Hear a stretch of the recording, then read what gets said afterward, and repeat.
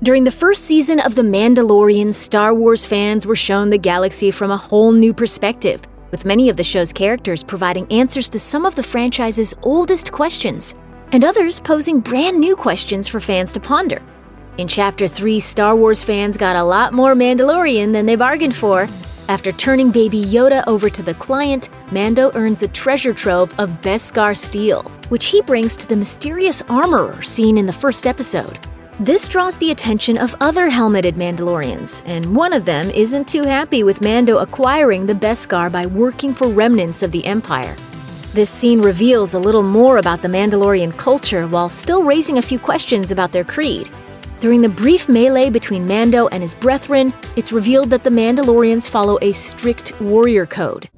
This is the way. Take Mando's refusal to take Mudhorn as his signet, because his victory over the creature wasn't noble enough. Or the fact that other Mandalorians compromised their hideout to fight for Mando and his charge in spite of their earlier hostility towards him. These incidents speak volumes to the Mandalorian's complex, unyielding sense of honor. During Chapter 5 of The Mandalorian, the show's protagonist is forced to land on Tatooine after his ship is damaged in battle with another bounty hunter. The Razor Crest's landing awakens a small squad of slapstick droids whose design you may remember from The Phantom Menace, in which the same pit droids appeared in Watto's shop. While dormant, the droids almost look like metal turtles. But when Jar Jar Binks unintentionally brings one to life, the young Anakin lets him know that pressing their prominent noses puts them back into their dormant state. More of these comical droids appear in the pod race sequence, during which they act as clumsy, Three Stooges-esque mechanics for the racers. Mando insists the human mechanic, Peli, not allow any of her pit droids near the Razor Crest, and he's got a couple of good reasons why. Obviously, he doesn't want any of them finding Baby Yoda, and he's not exactly fond of droids in general. But Mando's also probably aware of how remarkably bad the droids tend to be at their jobs. In Episode 1's pod race, the droids do far more harm than good when their antics get one of their colleagues sucked into the pod engine of Odi Mandrell, scrapping the diminutive alien's chances at a win. Ming-Na Wen appears in Chapter 5 as the vicious Fennec Shand, an assassin who has been on the run ever since the New Republic imprisoned many of her old employers. It's not clear exactly who those employers are, but Mando guesses they could have included the Hutts. That seems likely considering she's hiding on Tatooine, which has historically found itself under Hutt control. But the very fact that Shand is on the run suggests that the Hutts may no longer be in charge, and that's kind of surprising, even considering the recent fall of the Empire. Sure, Jabba the Hutt died during the events of Return of the Jedi, but he was hardly the only Hutt. You would expect another would come in to fill the power vacuum left by the Crime Lord's death. The Hutts operated on Tatooine free from interference during the reign of the Old Republic, so why would that change with the new one? Of course, it's entirely possible that with Luke Skywalker's ties to Tatooine and his crucial role in defeating the Empire, the New Republic gave the desert planet a little more attention than the other Outer Rim worlds. After Mando and Baby Yoda finally blast away from Tatooine, the show introduces another character, or at least their feet. Not much is seen of the shadowy figure who approaches Fennec Shand's body, but it's a good guess that they're stalking Mando and Baby Yoda. And considering the prominent cape and the Tatooine setting, it's not beyond the realm of possibility that this is a cameo by someone fans have been hoping would show up in the series, Boba Fett. Now, Boba Fett supposedly died in Return of the Jedi when he was knocked into the Sarlacc pit, but in some versions of the now non-canon Legends universe, Boba Fett's armor helped him survive and eventually escape the Sarlacc. Many fans have been hoping the legendary bounty hunter would eventually show up in The Mandalorian, and it's possible this is who is seen examining Shan's corpse at the end of Chapter 5. Of course, it goes without saying that this isn't a definitive cameo by any means. After all, it isn't as if Mando and Boba Fett are the only Star Wars characters with capes, and any number of characters could be behind this sneaky appearance. The shadowy figure could easily be Giancarlo Esposito's mysterious caped Moff Gideon, for example, or someone in his employ. And let's not forget that Darth Maul has a tendency to show up when you least expect him. Really, it could be anyone, and even the show's first season finale doesn't offer up any answers to this question. But considering the secretive nature behind this character's identity and the planet they're first seen on, it's clear that the show's creative team at least wants the audience to think this could be Fett. The droid known as Zero is the Razor Crest's pilot during Chapter 6, but there's more to this sinister droid than meets the eye. For one, he's voiced by critically acclaimed director and actor Richard Ayoade, best known for playing Moss on the IT Crowd. I came here to drink milk and kick ass. And I've just finished my milk. But there's also the type of droid Zero is. It seems likely that Zero is an RA-7 droid, or something very much like it. These droids were largely used by the Empire as spies, and in spite of some of his shortcomings, Zero does come off as slightly more cunning than the rest of the crew. After all, he's the only one who thinks to examine the recording of Greef Karga's message in case there's something important about it, which obviously there is. It's also interesting that Zero's immediate reaction to Baby Yoda is to try to kill him. Not to capture him and sell him to the Guild, but simply to kill him. This could easily be down to his former Imperial programming.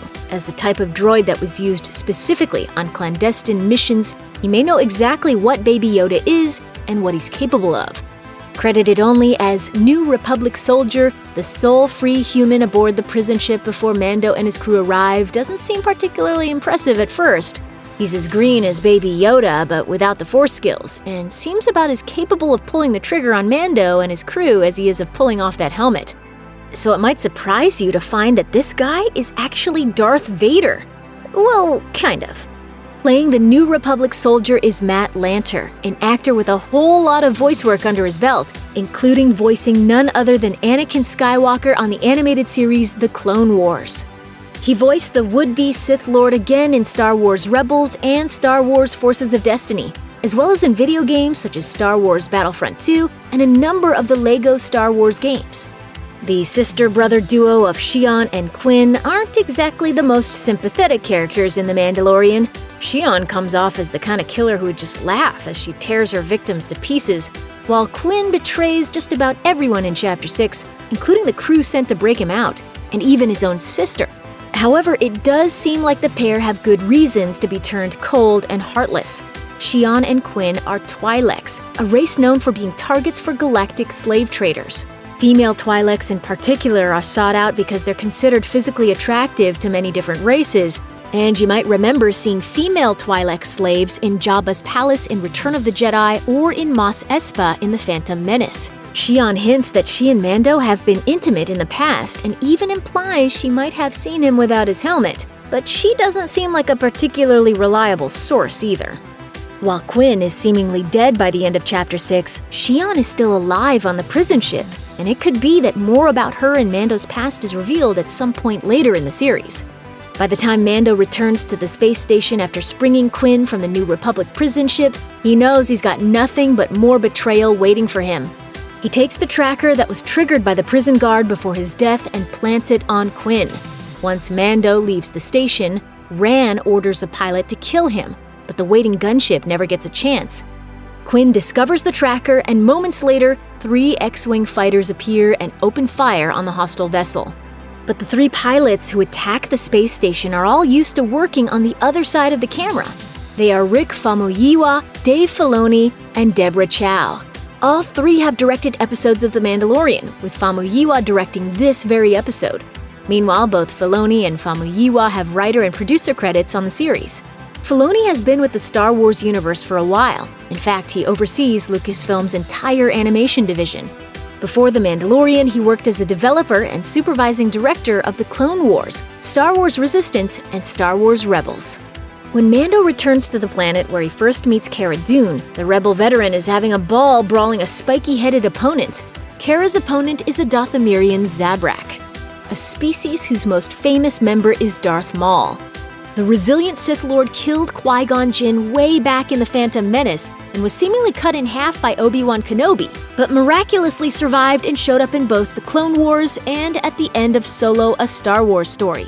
Because Sith Lords are super tough to kill, right, Palpatine? Too soon? Feels too soon. Anyway, this Zabrak's name isn't revealed, but in spite of Cara Dune getting the best of him, he must be a resilient sword as well. The Sith wiped out much of their race during the Clone Wars in retaliation for an assassination attempt on Count Dooku. Whether this Zabrak or his parents were lucky and happened to be off-world, or if they managed to escape the Sith's punishment by other means, He's likely one of the last of his people. It may be a running joke that stormtroopers aren't very good at hitting their targets, but the kernels of truth that make those jokes funny don't apply to the Death Troopers. In Chapter 7 of The Mandalorian, the troopers in black armor who show up outside the client's compound are Death Troopers, elite Imperial soldiers specializing in stealth and trained to achieve maximum body counts. One of their main tasks was guarding high-ranking members of the Empire, so the fact that a squad of these deadly warriors precedes Moff Gideon's arrival on Nevarro speaks to just how influential Gideon is. If the Death Troopers look familiar, they should. The Death Troopers kept Orson Krennic company through most of Rogue One, a Star Wars story. They can be seen in the spin-off's opening sequence when Krennic finds the Urso family in hiding, and they're with him on Scarif when the heroes arrive to get the Death Star plans. The deployment of the Death Troopers to the battlefield is one of the moments that turns the tide against the Rebels' surprise attack on the facility. In Chapter 7, The Mandalorian's main antagonist makes his first appearance, Moff Gideon. And Gideon gets some more to do in the show's finale, including making a stunning reveal that calls back to Star Wars animated shows. Some interesting details about Gideon become clear in Chapter 8. First, Moff Gideon is apparently presumed dead by much of the galaxy. When Mando tells his allies who is waiting for them outside the compound, Cara says it's impossible because Moff Gideon was executed for war crimes. Second, it seems that Gideon had a position of power on Mandalore. After Gideon reveals that he knows Mando's birth name, Mando tells his allies the only record of that name was in the registers of Mandalore, and that Gideon was an officer with the Imperial Security Bureau during the Mandalorian Purge. But the biggest reveal comes after Gideon's TIE fighter crashes on Nevarro. Gideon cuts himself free from the crash with the Darksaber, a black lightsaber that first appeared in the Clone Wars animated series. The Darksaber was originally held by Tar Vizsla, the first Mandalorian Jedi. The weapon changed hands a number of times and was last seen in the possession of Sabine Wren and Bo-Katan in Star Wars Rebels. It's not yet clear how Gideon got his hands on the Darksaber, but considering the man in question, it's fair to say he probably didn't get it by asking politely. Even at the end of The Mandalorian's first season, not much is known about Greef Karga's past. Obviously, he's a man of high rank in the Bounty Hunters Guild. From his dealings with Mando, it appears Greef is a cunning, intelligent bounty hunter who will happily stab his allies in the back if it suits his needs.